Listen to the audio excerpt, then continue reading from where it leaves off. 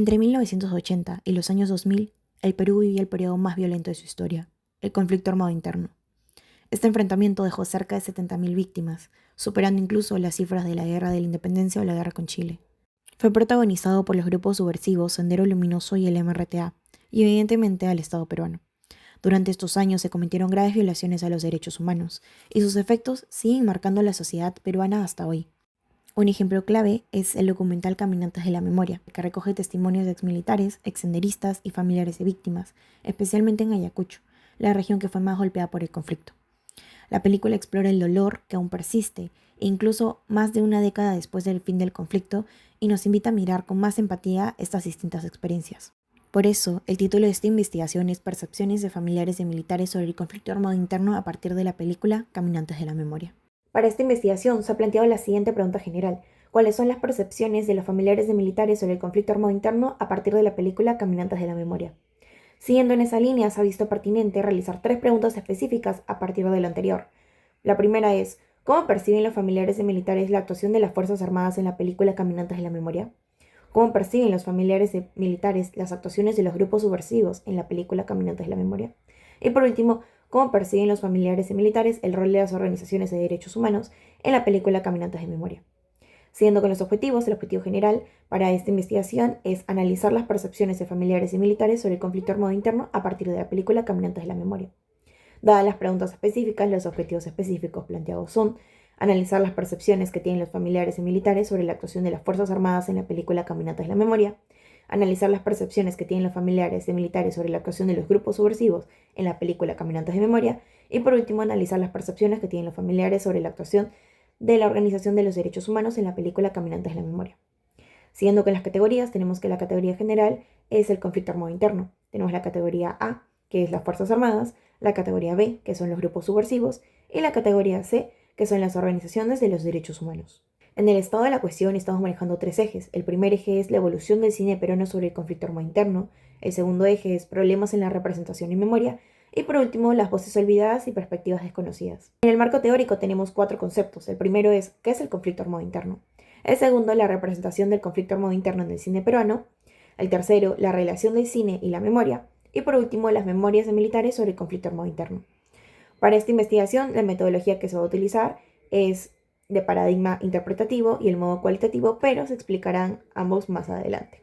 En el estado de la cuestión está dividido en 3 ejes. Tenemos la evolución del cine peruano sobre el conflicto armado interno, que tiene 3 investigaciones, que son las de Bedoya, Llanos y de Ulfe Godoy Guerrero. Luego tenemos el segundo eje, que es problemas en la representación de memoria, que tiene 3 investigaciones de Mora, de Vivanco y Cáceres. Y por último, el último eje es voces olvidadas y perspectivas desconocidas, que tiene 4 autores, que son Rocco, Aguirre y Torres, Herrera y Godoy. En el primer eje, Ricardo Bedoya nos comenta en su paper Panorama de algunas representaciones sobre el conflicto armado interno en el cine peruano. Analiza la evolución del cine peruano sobre el conflicto armado interno desde los años 80 hasta el día de hoy. Clasifica las películas en 4 grupos, que son En sincronía con la violencia, Las memorias vividas, Los relatos indirectos y La violencia aludida. Destaca también así las películas de Palito Ortega como propuestas menos comerciales, pero más íntimas y testimoniales. Concluye que el cine ayuda a preservar la memoria del conflicto, aunque aún enfrenta limitaciones expresivas y de difusión. El segundo paper, que es de Ernesto Llanos, que se titula Reflexiones sobre las representaciones de las guerras y el conflicto armado interno en el Perú, 1980-2000, compara el cine peruano con el cine de las guerras internacionales. Muestra cómo el cine peruano ha pasado del sensacionalismo hacia una mirada más reflexiva. Enfatiza las nuevas temáticas, que son el trauma psicológico, las zonas rurales y la responsabilidad compartida. El cine es visto como un archivo visual clave, aunque aún limitado en su capacidad reconciliadora. Por último, tenemos la investigación de Ulfe Godoy Guerrero, que se titula Las diversas voces, memorias y miradas sobre el conflicto armado interno peruano a través de producciones cinematográficas y audiovisuales. Esta investigación estudia la transición de una mirada limeña y centralista a una más descentralizada y local, poniendo de ejemplo Ayacucho. En las producciones se permite que las comunidades afectadas puedan narrar sus vivencias. También mencionan que el cine actúa como herramienta política de resistencia, ampliando la memoria cultural del conflicto. En el segundo eje tenemos a Cáceres en su paper Memoria y violencia, visiones cinematográficas en el postconflicto peruano. En este paper se explora cómo el cine postconflicto se convierte en un espacio de disputa por la memoria. Identifica comunidades de memoria con distintas narrativas, que es la oficial versus la de las personas que han vivido el conflicto. También valora especialmente las películas que cuestionan discursos oficiales y abordan heridas abiertas. Lucero de Vivanco, con su paper Tres Mueces Muertos, Narrativas para la Justicia y la Reparación de la Violencia Simbólica en el Perú, define 3 formas de muerte: la física, la simbólica y la representacional. Destaca cómo ciertas películas restauran la dignidad de las víctimas y permiten este duelo colectivo. Pone así ejemplos como La Teta Asustada y Tempestad en los Andes, que ofrecen justicia simbólica y de sanación. Por último está la investigación de Gabriel Mora, que se titula Cines y memorias emblemáticas del conflicto armado interno en el Perú, que examina el cine como vehículo de memoria disputada. Muestra así la evolución de narrativas simplistas a más complejas y críticas, y resalta la fragmentación de la memoria nacional y la falta de una narrativa estatal integradora. En el último eje tenemos 4 investigaciones. La primera es de Alessandro Rocco, que se titula Cine y memoria del conflicto armado interno en el Perú, el cine testimonial de Palito Ortega Matute. Estudia la obra de Palito Ortega desde una mirada andina y testimonial. Dice que sus películas incorporan la cultura local y las vivencias rurales, y contrapone al cine centralista limeño, destacándolo como una herramienta de memoria y de resistencia. La siguiente investigación es de Fernando Aguirre y de Miguel Ángel Torres, que se titula El cine del surandino peruano sobre el conflicto armado, género cinematográfico e hibridez desde los márgenes del establishment de Lima. Analizan el cine regional surandino que mezcla géneros populares con elementos culturales andinos. Menciona que este cine es de bajo presupuesto, pero potente en visibilizar las memorias locales, y actúa como resistencia cultural frente a narrativas centralizadas. Luego tenemos la investigación de María Claudia, que se titula Irrupciones de la memoria en el cine documental sobre el conflicto armado interno, Tarea Pendiente 2003 y Lucanamarca 2008. Estudia los 2 documentales antes mencionados, Tarea Pendiente y Lucanamarca, y analiza cómo representan eventos traumáticos y testimonios de las víctimas. Los documentales son vistos como trabajos de memoria que desafían el olvido estatal y promueven la justicia simbólica. Por último tenemos la investigación de Mauricio Godoy, titulada Alias Alejandro y Sibila, Retrato familiar del conflicto armado interno en el Perú. Analiza los 2 documentales autobiográficos que abordan el conflicto desde una perspectiva familiar. Humaniza de alguna forma a los militantes subversivos y problematiza las categorías de terrorista y de héroe. Propone una visión más íntima y compleja del conflicto y sus secuelas intergeneracionales. En el marco teórico tenemos 4 conceptos. En este primer concepto es ¿qué es el conflicto armado interno? El conflicto armado interno se dio entre 1980 y 2000 y fue el periodo de violencia más grave en la historia del Perú republicano, enfrentando a grupos subversivos como Sendero Luminoso y el MRTA contra las fuerzas del Estado peruano.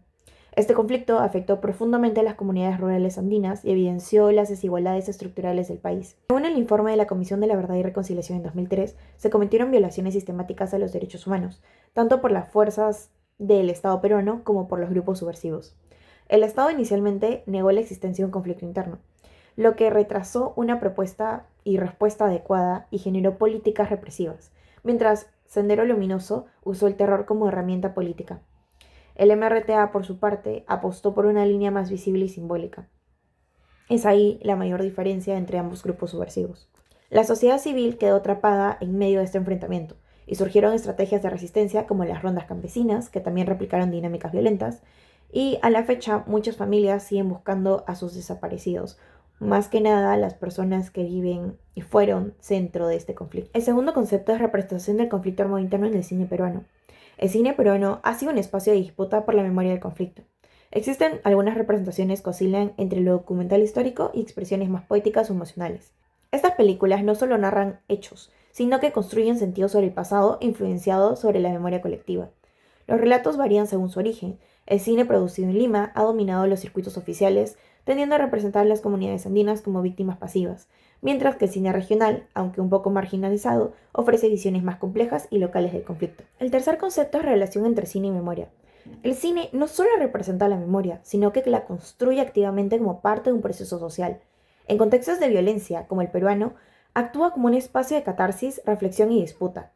Cáceres lo entiende como un vehículo de memoria colectiva, mientras que Cuevas lo describe como un cine de memoria que influye en cómo es que lo recordamos. Llanos propone el concepto de memorias poéticas, que son aquellas que van más allá de lo testimonial para representar traumas difíciles de narrar directamente, divididas entre memorias pre- y post-CBR. Por otro lado, Villalobos introduce el concepto de memorias incómodas, que cuestionan los relatos oficiales, han sido censuradas o deslegitimizadas, acusadas incluso de hacer apología al terrorismo. El último concepto es memorias de militares sobre el conflicto armado interno. Según Milton, la memoria militar se construye desde una mezcla de narrativa institucional, experiencias personales y tensiones en torno a los derechos humanos. Algunos de los altos mandos definen su actuación como parte de un deber patriótico, mientras militares de bajo rango revelan los abusos internos, las condiciones precarias y los traumas personales. Estas memorias reflejan contradicciones internas, sentimientos de culpa y la ambigüedad moral de muchas acciones. Por otro lado, se puede decir que no existe una memoria militar única, sino que existen múltiples memorias en disputa condicionadas por el rango, el contexto y la experiencia de cada individuo. Por último, dentro de la metodología que se va a utilizar para esta investigación es que el paradigma es interpretativo, el método es cualitativo y se va a utilizar las técnicas de análisis de contenido, que es la película Caminantes de la Memoria, y la entrevista grupal, que son a los familiares de militares. La estrategia operativa es que dentro de nuestra muestra es el documental Caminatas de la Memoria y la población los familiares de militares. Muchas gracias.